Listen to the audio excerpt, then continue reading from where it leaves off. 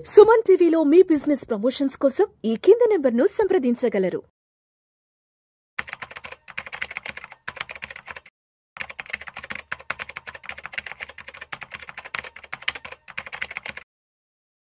నమస్తే, నేను జీవి సత్యనారాయణ. ఇప్పుడు ఈ ఎపిసోడ్లో అపార్ట్మెంట్లు ఏవైతే ఉన్నాయో మెయింటెనెన్స్లు కడుతూ ఉంటారు. ఈ మెయింటెనెన్స్లు అపార్ట్మెంట్ని బట్టి, అపార్ట్మెంట్ సైజుని బట్టి, మన యొక్క విల్లానా, అపార్ట్మెంటా, అపార్ట్మెంట్లో ఎస్ఎఫ్టీ 3 BHKనా 2 BHKనా, దాన్ని బట్టి మెయింటెనెన్స్ ఏదైతే ఉందో దాన్ని బట్టి. అయితే ఈ మెయింటెనెన్స్ ఏదైతే ఉందో 7,500 కనుక మనం అపార్ట్మెంట్ మెయింటెనెన్స్ కనుక దాటితే 18% GST కట్టాల్సి వస్తుంది అనేది అనౌన్స్మెంట్ జరగడం జరిగింది. అయితే ఇప్పుడు రెసిడెన్స్ ఏదైతే వెల్ఫేర్ అసోసియేషన్ అని ఉంటుంది, ఏ అపార్ట్మెంట్కైనా, ఏదైతే గేటెడ్ కమ్యూనిటీ అయినా, అపార్ట్మెంట్ కానీ గేటెడ్ కమ్యూనిటీ కానీ ఏదైతే ఉందో ఆ అపార్ట్మెంట్ గేటెడ్ కమ్యూనిటీకి రెసిడెంట్ వెల్ఫేర్ అసోసియేషన్ ఒకటి ఉంటుంది.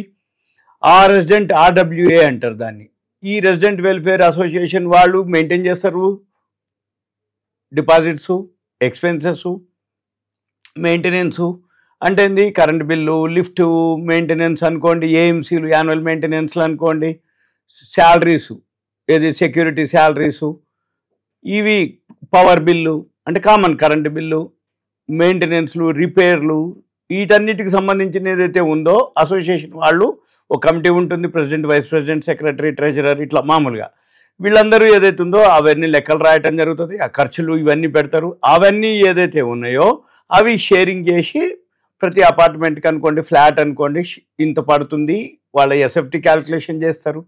లేదు ఎక్కువ శాతం ఎస్ఎఫ్టీని క్యాలిక్యులేషన్ చేస్తారు. లేదు అపార్ట్మెంట్లు అన్నీ ఒకటే సైజు ఉండి కొన్ని వాటికున్న వాళ్ళ కమిటీని బట్టి RWA decision, residence welfare association decision బట్టి జరుగుతూ ఉంటుంది.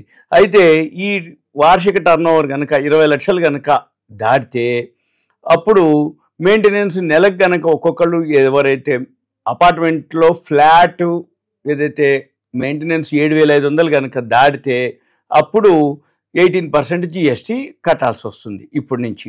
అయితే ఇది అంటే నెలవారీ ఖర్చులు. ఇప్పుడు మనం మెయింటెనెన్స్ ఏదైతే కడుతున్నామో మళ్ళీ దీనికి ఎడిషనల్గా మనం ఇప్పుడు 18% ఎక్స్ట్రా కట్టేటప్పటికి, ట్యాక్స్ కట్టేటప్పటికి ఏమవుతుంది, మన యొక్క నెలవారీ ఖర్చులు ఇంకా పెరిగే అవకాశాలు ఉన్నాయి. అయితే జనరల్గా ఏంటంటే ఏదైతే రెసిడెన్స్ వెల్ఫేర్ అసోసియేషను వార్షిక అంటే యాన్యువల్ టర్నోవర్ ఏదైతే ఉందో అది 20 లక్షలు దాటిన తర్వాత పర్సనల్గా, ఇండివిజువల్గా ఏదైతే మెయింటెనెన్స్ ఉందో అది కనుక 7,500 కనుక దాటితే 18% కట్టాల్సి వస్తుంది అని న్యూ ఇండియా ఎక్స్ప్రెస్ అనౌన్స్ చేయడం జరిగింది, నివేదించడం జరిగింది. అయితే జనవరి 2018లో జరిగినటువంటి 25వ సమావేశంలో అంటే GST కౌన్సిల్, RWAలు అంటే రెసిడెన్స్ వెల్ఫేర్ అసోసియేషన్లు మరియు హౌసింగ్ సొసైటీలకి ప్రయోజనం చేకూర్చడం కోసం నెలకు అప్పుడు ప్రారంభం 5,000 నుంచి 7,500కి మినహాయింపు ఇవ్వడం జరిగింది. ఇప్పుడు ఆ మినహాయింపు పరిమితి పెంచిండ్రు. ఇప్పుడు మళ్ళీ 7,500 కనుక దాటితే 18% మనము GST పే చేయాలి. అయితే ఉదాహరణకి ఎలా ఉందో చూద్దాము. సపోజు ఒక అపార్ట్మెంట్లో ఒక ఫ్లాటుకి ఒక అతను 8,000 కనుక పే చేస్తుండే అనుకోండి, అప్పుడు ఏమవుతుంది, వాళ్ళ యొక్క అపార్ట్మెంట్ మెయింటెనెన్స్ 20 లక్షలు దాటిపోతుంది వార్షిక టర్నోవర్ యాన్యువల్.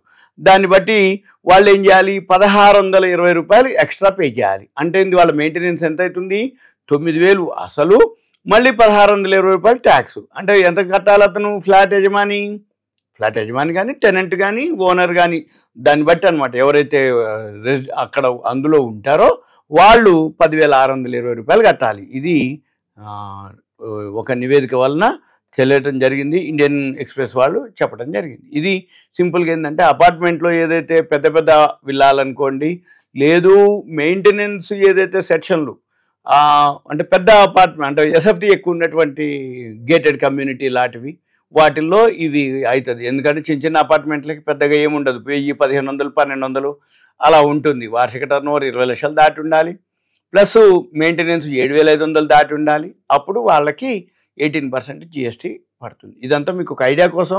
అపార్ట్మెంట్లో ఎవరైతే ఉంటారో గేటెడ్ కమ్యూనిటీ కానీ అట్లా వాళ్ళకే ఎక్కువ ఉంటుంది. అది ఐడియా కోసం తప్ప ఇది వేరే అనేది లేదు. ఓకే, థ్యాంక్ యూ, సెలవు.